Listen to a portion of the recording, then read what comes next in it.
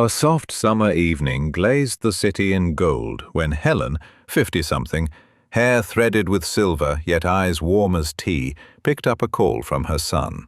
"Mom," he said, bright with excitement. "This weekend, my wife's family wants to host you. First full gathering. Can you come?" Helen hesitated. She barely knew her daughter-in-law, a polite, thoughtful girl seen only in brief, ceremony-bound moments. Meeting the entire clan. That felt like stepping onto a stage with no script. "Of course," Helen answered, steadying her voice. When the call ended, her fingers trembled. Questions crowded in. Will they welcome me? Will they measure me? Will I say something small that becomes large? On the morning itself, Helen chose a modest lilac au dai, dignified without glitter. She filled a wicker basket with lotus tea and green rice cakes, a fragrance of old Hanoi tucked into paper. Then the hired car carried her past sleek facades and trimmed hedges to a villa whose gate rose like a verdict. Glass shimmered, stone gleamed. The house breathed a quiet wealth that made Helen, with her homey courtyard and clay pots, feel suddenly out of scale. A group waited beneath a magnolia tree. A solid man with a shareholder's posture stepped forward. "Welcome," he said, clasping Helen's hand. "I'm the bride's father, George." Beside him, the mother, Mrs. Grace, sharp cheekbones, pearl earrings like commas, smiled warmly, yet her eyes weighed and sorted. Cousins, uncles, and siblings lined up like chapters, polished shoes, careful hair, curious glances. Helen's smile flickered. In this abundant order, she felt both seen and see-through. Then her daughter-in-law Emily appeared, took her hand. "Mom, come inside. Everyone's excited." Helen inhaled. "Be simple, be sincere. Tea is tea. A mother is a mother." She crossed the threshold, never guessing the afternoon would test her patience, her pride, and the precise dimensions of love. The foyer was a museum of faces. Gilded frames climbed the staircase like vines. Generations posed in silk and military uniforms, in doctoral robes and boardroom suits. A chandelier pooled light onto a marble floor that swallowed footsteps whole. Helen's basket suddenly felt like a schoolchild's lunch. In the salon, a table waited with porcelain cups thin as shells. The bride's mother, Mrs. Grace, steered Helen to the center seat with hostess grace. "We so admire your son," she said. "He's diligent and adaptable." A pause, a smile.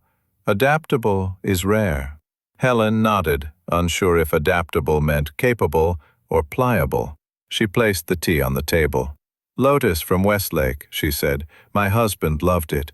The word husband escaped like a bird. Silence folded over the room for a second. Then Mrs. Grace clapped softly for a housekeeper who whisked the basket away. A cousin, sleek hair, immaculate nails, leaned forward. "Auntie Helen, did you work outside the home?" "I taught literature," Helen said, "for 30 years.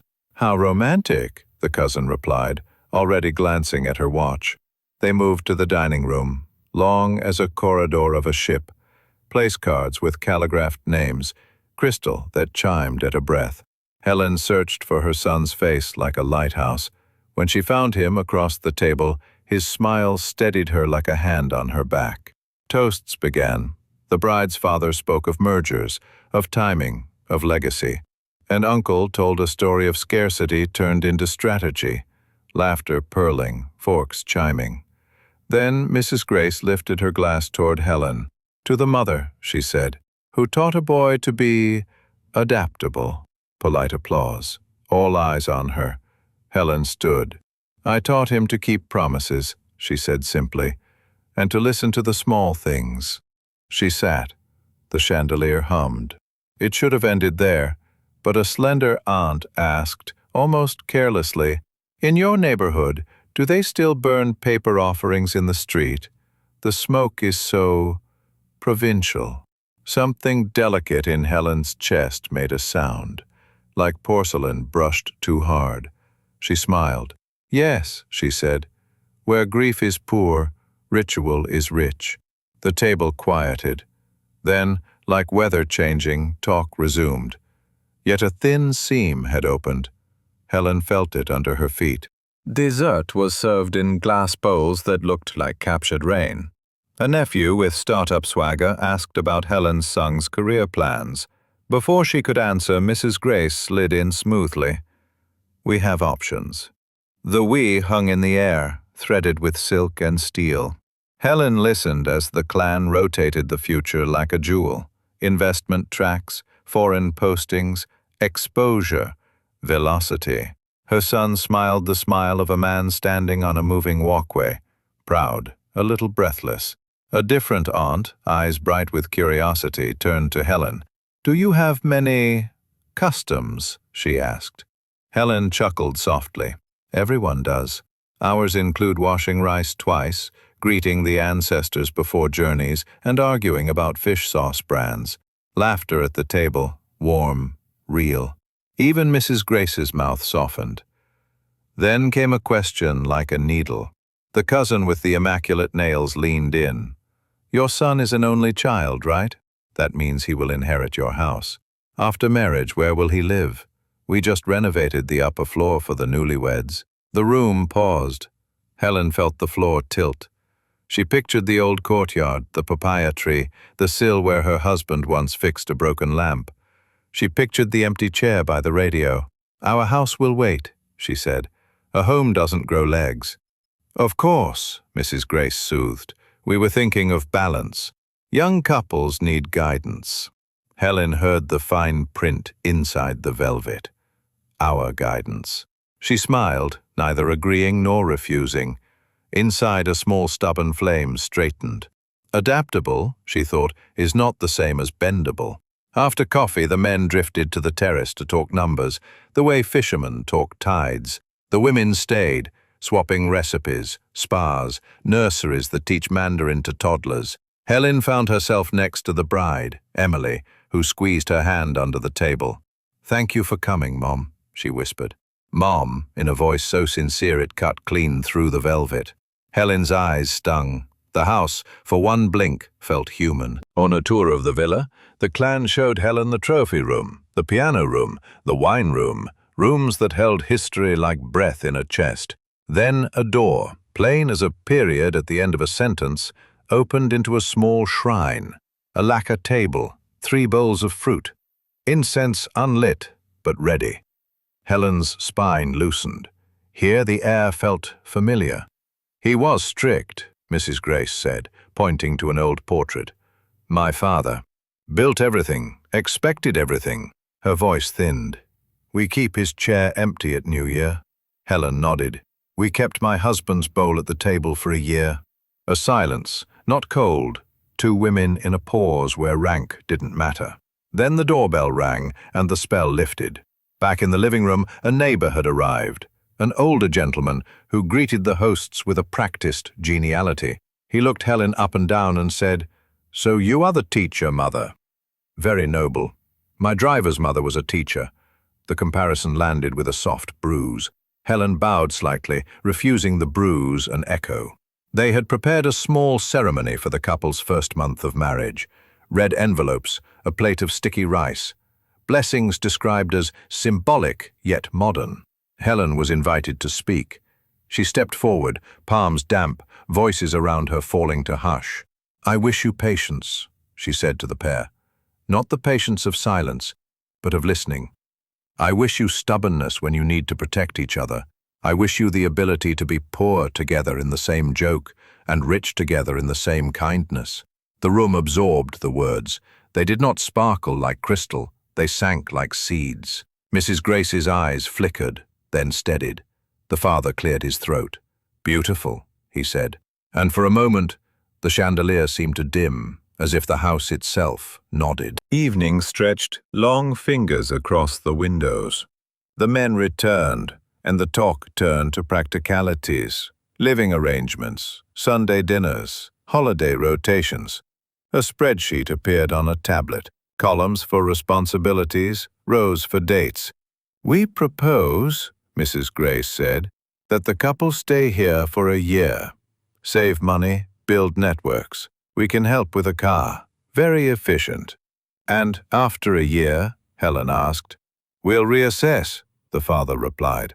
Adaptability is key. Helen looked at her son. His eyes flicked from one parent to the other, a man between tides. Mom, he said gently, it's just for a year. Helen thought of the papaya tree, of a gate that squeaked in a way she could recognize in the dark. She thought of mornings when the house spoke in the voices of kettle and broom. A year is short, she said, unless it is long. A quiet edge entered the room. The cousin with nails folded her arms. Surely you want the best for them, she said, as if best were a single noun that already had an address. Helen smiled. The best is sometimes small. It is a bowl that fits the hand. A beat. Emily took a breath. We could split time, she said. 2 weekends here, 2 with Mom. Negotiations swirled, schedules restacked, assumptions untied and reknotted. In the end, nothing was decided, and everything was. The spreadsheet was saved with a neutral name, Family Plan Draft. At the door, Helen slipped on her shoes. Mrs. Grace walked her out, the magnolia tree now dark against a lavender sky. You're strong, Mrs. Grace said, not unkindly. So am I. Perhaps our children will grow between us, like bamboo, flexible, but with a spine. Perhaps, Helen replied. The gate opened. Night air smelled like rain and something that remembered childhood. In the car home, the city flickered by in neon and mopeds. Helen rested her forehead against the window and watched the reflections pass through her like fish through clear water. Her phone buzzed. A message from Emily. Mom, thank you. I was scared today. You made the room softer. Helen typed back. Rooms learn from the people standing in them. She added a smile that felt true. At home, the courtyard received her like a patient friend. She boiled water, rinsed the cups, warmed by 100 evenings, and poured herself lotus tea. Steam rose, smelled of lakes and summers that no one could buy. She sat by the radio chair, the one that would always be a little too empty, and told the silence about the day. Later, her son arrived, contrite and hopeful, hands in pockets like a boy who had lost and found the same thing. He knelt by her stool. Mom, I want to be a good husband and a good son. Helen touched his hair, which would never stop being the hair she once towel-dried. Then be a bridge, she said.